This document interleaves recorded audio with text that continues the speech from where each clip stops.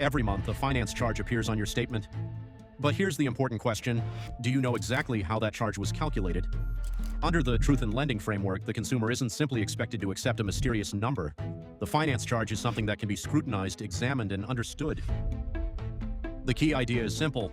Don't just look at the final number, look at how the number was built. Each finance charge should be individually itemized so the consumer can identify what was charged. Instead of seeing one unexplained figure, the consumer should be able to examine the components that produced it. And this brings us to one of the most useful questions a consumer can ask. What balance did you use to calculate this finance charge? Not just, what do I owe, but what specific balance did you use to calculate the charge? Once you know the balance they used, the next question becomes, how did you arrive at that balance?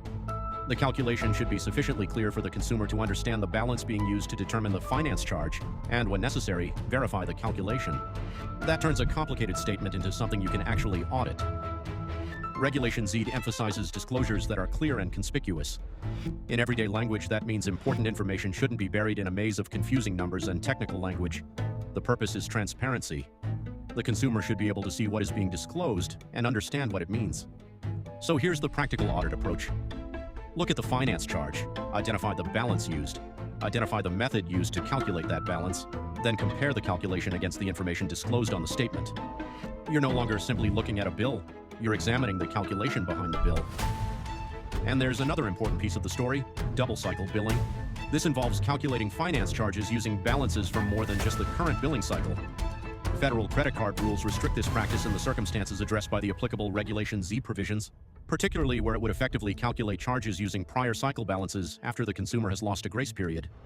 The lesson, the billing cycle matters, the balance matters, and the method used to calculate the finance charge matters.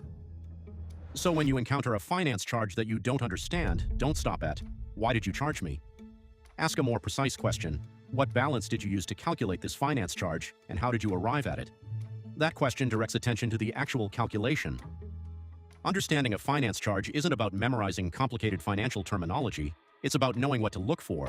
What balance was used? How was that balance determined? How was the finance charge calculated?